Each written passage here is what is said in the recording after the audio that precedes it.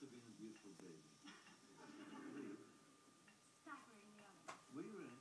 Deeply, deeply honest. When did you first become beautiful? I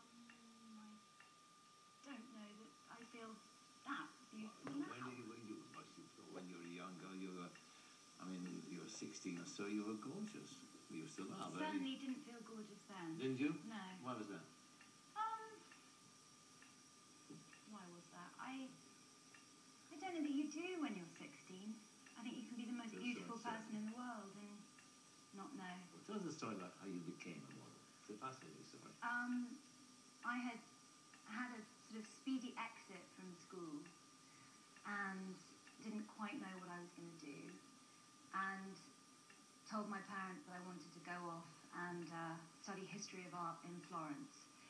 And it was because I had sort of visions of wandering through Florence, you know, carrying a basket of ripe figs and going out with some handsome Italian man. It wasn't really based in a great passion for history of art. And my mother was saying, no, this is a really bad idea, and actually you can go to secretarial school. So that's where we were.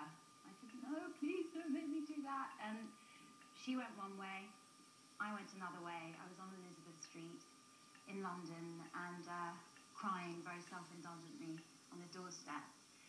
And a taxi pulled up. Out of the taxi emerged this sort of vision in a galleon hat and a corset and these sort of sailor trousers, carrying lots of bags and swearing and dropping them. And I sort of looked up at her and I thought, I don't know who that is, but I want to be her friend.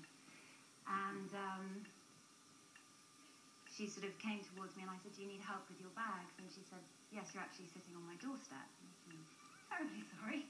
And she said, why are you crying? And I said, because my mother is making me go to secretarial school and I don't know what I'm going to do. And she said, do you want to be a model? And I said, yes! Because anything at that stage was preferable. And so we went upstairs, had a cup of tea, had a chat. She said, let's go and find your mum and tell her. We went and found my mum, who was not best pleased. And that was that. Your mum wrote one, I remember an article showing where she said you were jealous of you that time. Yeah, I think it wasn't the happiest period in her life, and I think that it certainly had an impact on her because she wasn't feeling at her most secure, and she wasn't very happy. You had an extraordinary childhood, really, and this part of it's reflected in this book that you've written called Playing with the Grown-Ups. Yes. Yeah, and it's about a girl, it's a relationship with her mother. And the mother is a fairly sort of charismatic, very charismatic, but also a very difficult woman with lots of problems. And in many ways that mirrors your childhood, doesn't it? I think there's certainly a correlation between the two. I knew your mum, I knew your granddad, I knew your granny. I've interviewed them all actually, listening to ancient, I did tell you. But the point is that I wondered why, when reading, and it's a very good read again, it's an interesting read, an interesting relationship between mother and daughter. But why you wouldn't rather have written an autobiography, say? Because the life story is fascinating, the background you came from and the relationship you had with your mum. I think I'm too young to write an autobiography. I don't think I've done enough. And secondly, I like the distance that fiction gives. And I think that through fiction, you know, there's a lot more objectivity and distance from your subject matter. And in an autobiography, perhaps. Has your mum read the book? Yes, she has. And what was her reaction? She was totally generous about it and called me, and it makes me get weepy because she called me and just said, I'm so proud of you. Well, she wrote as well, but I mean, it's yes. Spectacular, of course. Your granddad was a great writer, Dahl. Was he a significant figure in your young life? Absolutely. I mean, you know, my mum was very young when she had me, so we spent a lot of time at their house. She was 19, your mum, wasn't she? Yeah. You know, and I grew up sort of being one of many children in that house. What was he like with kids? I mean, it's spectacularly wrote brilliantly for children, but what was he like in reality with them? Very good, unless they were boring. I had a lot of time for boring children. Didn't he? No. Did he dismiss them? He just didn't like sort of bland. A classic hymn story was if you came home from school and brought a friend with you for tea, and you know, he'd say, now what would you like for tea? And the friend would say, I don't mind. And he'd say, no, you must mind. It's very, very important to mind. And that was his whole sort of ethos with children. And adults, actually. He was a very remarkable man. I remember I interviewed him, he told me about one of his children, a son of his, who was injured in the pushchair and had a brain injury. Yes. And he developed, invented The shunt. the tap that's extraordinary when you think about it. I mean, he was a very remarkable human being, wasn't he? Well, he was, I think, probably one of the most curious people I've ever come across. You know, he wanted to know what made everything tick, be it a person, you know, an inanimate object. That was who he was. When he died, of course, he was Norwegian. There was Nordic burial, didn't he? Yeah. What did that involve? It involved with surrounding him in his coffin with his favourite things. Which one? So, some very, very good bottles of red wine. His snooker cue. Chalk for his snooker cue. Packet of cigarettes. What else do you have in there? Chocolate. So much chocolate. Yeah. He was a chocoholic, wasn't he? Chocolate at the end of every meal. Raised on it. Not surprising I got fat when I was a teenager. Yeah.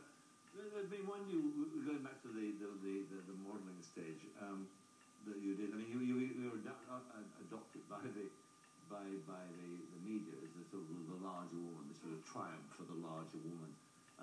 Did that sit easily with you, or what? I think I was quite embarrassed by it. Really?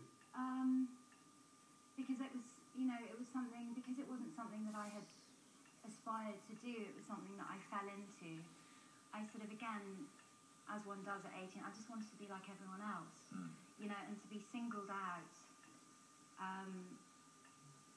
for that reason was quite an odd, you know, sort of embarrassing thing. But it must have also been, I mean, there you were, because I mean, there were all those stick-thin people around you, and you were this very voluptuous girl. Bouncing around eating a croissant. Yes, and doing all the stuff that they don't do. And I would imagine too, wouldn't it? I mean, the practical problem would have been how do you get close to fit you? Well, therein lay the rub. What? They were never closed to fit me. Well, they were not. No. So how do you manage it? On a catwalk? You walk down there with all the... So what was happening? Well, I mean, with On a that, photo shoot? well, with that, with a catwalk, you're having clothes made for you. I see, but they say Pretty no much. photo shoot. But photo shoot was tricky. Often not photographed with that many clothes on. That kind of turned into a bit of a pattern. What did? Not being photographed with that many clothes on. It's spectacular, of course, with that ad that you did was the opium ad, wasn't it? And that was extraordinary. I mean, that had the effect. I mean, with the stories of people driving off the motorway. I mean, things like that. Because I don't know if you remember it, but it showed Sophie actually on backwards like a... Would you like to do that again? Well, you know those Alan Jones tables, that, you know, the naked women, but she was naked. And she was, I can't do it properly, I could in my youth, but you have to go right the way back, don't you? And you come in white powder, as I recall. See, I did see it. I studied it closely.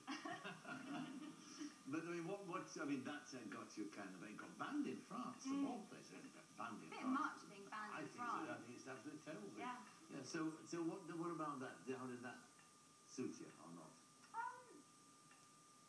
It was something I was very proud to be a part of. You know, it was a sort of, it was quite an iconic advertising campaign because of the creative team that were behind it, and it was just, you know, hopefully it's something I can show my grandchildren. Are you now a full-time writer? Is that where you want to be? I think, hopefully, Will you still continue modelling? I haven't been doing so much. I mean, sort of special projects here and there. I did a Vogue cover this month. Yes, I saw that. Nice cover.